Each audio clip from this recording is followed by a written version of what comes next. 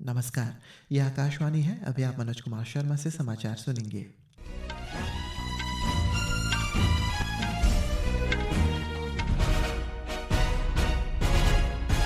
पहले मुख्य समाचार। उत्तर प्रदेश के मुख्यमंत्री योगी आदित्यनाथ ने महाकुंभ 2025 को समर्पित आकाशवाणी के कुंभवाणी चैनल का शुभारंभ किया। राष्ट्रपति द्रौपदी मुर्मू भुवनेश्वर में प्रवासी भारतीय दिवस सम्मेलन के समापन समारोह के दौरान भारतीय प्रवासियों को संबोधित करेंगी।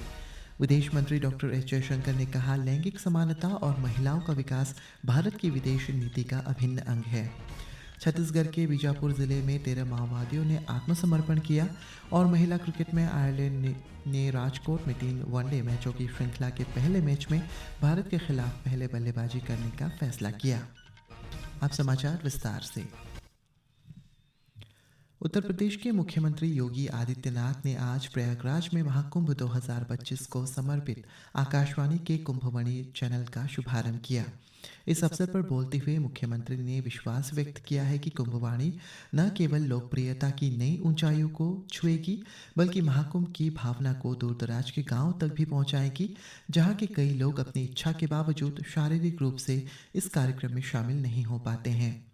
उन्होंने कहा, प्रसार भारती ने कुंभवाणी के माध्यम से महाकुंभ के सारों को खूबसूरती से उकेरा है।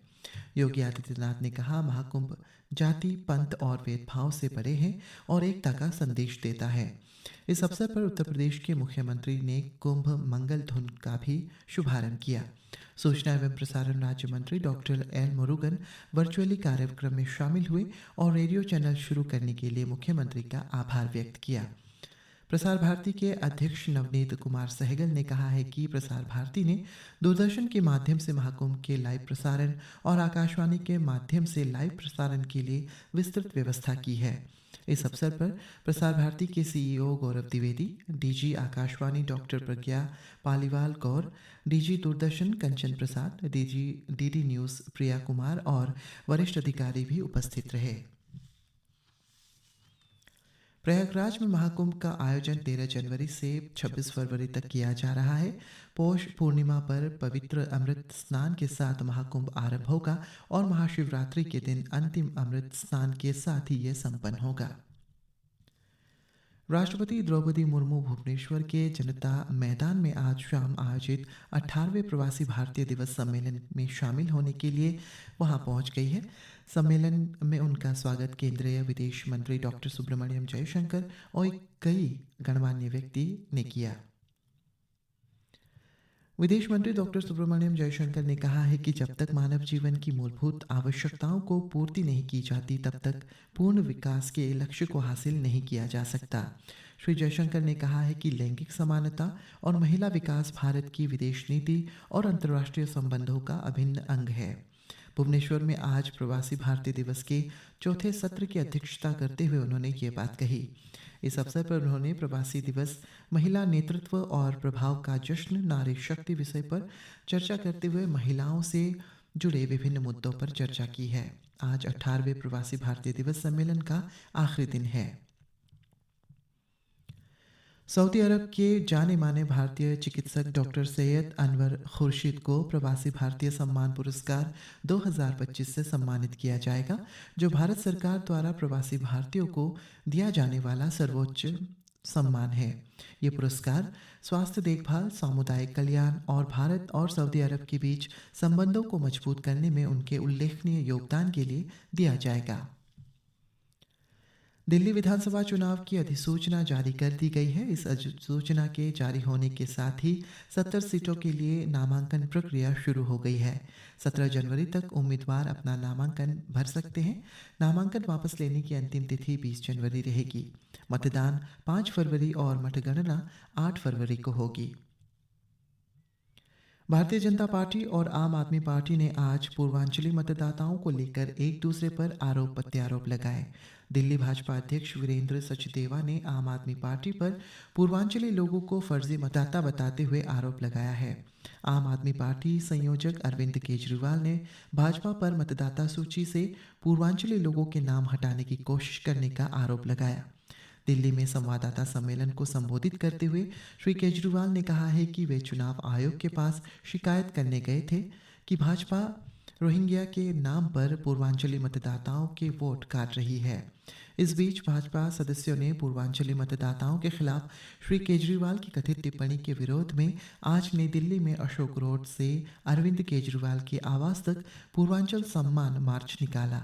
पूर्वांचली वोटरों को लेकर भाजपा और आम आदमी पार्टी के बीच तीखी बयानबाजी के बीच कांग्रेस नेता प्रमोद तिवारी ने दिल्ली के विकास में पूर्वांचल के लोगों के योगदान की सराहना की है। ओडिशा के पूर्व राज्यपाल और झारखंड के पूर्व मुख्यमंत्री रघुबर दास ने भारतीय जनता पार्टी में दोबारा शामिल होकर सक्रिय राजनीति में वापसी की है। वे रांची में पार्टी के मुख्यालय में भाजपा में शामिल हुए। केंद्रीय रेलवे और सूचना प्रसारण मंत्री अश्विनी वैष्णव ने कहा है कि मध्यम और कम आय वाले लोगों के लिए गुणवत्तापूर्ण सेवाएं प्रदान करने वाली नई अमृत भारत रेलगाड़ियां जल्द शुरू की जाएंगी। चेन्नई में आज एकीकृत कोच कारखाने ICF के फर्निशिंग शेड में मीडिया से बातचीत के दौरान श्री वैष्णव ने बताया कि प्रधानमंत्री नरेंद्र मोदी की परिकल्पना देश के हर नागरिक को विश्वस्तरीय सुविधा प्रदान करने की है। केंद्रीय सूचना और प्रसारण राज्य मंत्री एल मुरुगन ने कहा है कि भारत प्रभावशाली सरकारी नीतियों और पहलों के कारण 2047 तक विकसित भारत बनने के लक्ष्य की ओर तेजी से आगे बढ़ रहा है। श्री मुरुगन ने आज कोल्लम के अवनीश्वरम में APPM वोकेशनल उच्च माध्यमिक विद्यालय के सुगाथा सूक्ष्म वनम का उद्घाटन करते हुए ये बात कही। छत्तीसगढ़ में मुंगेली जिले में कल शाम संयंत्र की चिमनी ढह गई है और इस घटना में एक व्यक्ति की मौत हो गई है और करीब 5 लोग घायल हो गए। घटना जिले के सारंगांव इलाके में स्थित एक प्लांट में हुई। मलबे में करीब 3 मजदूरों के फंसे होने की आशंका जताई जा रही है। मुंगेली के कलेक्टर राहुल देव ने बताया है कि बचाव अभियान जोरों से चल रहा है। राष्ट्रीय कैडेट कोर NCC के महानिदेशक लेफ्टिनेंट जनरल गुरविल पाल सिंह ने आज नई दिल्ली में विचार और नवाचार प्रतियोगिता का उद्घाटन किया।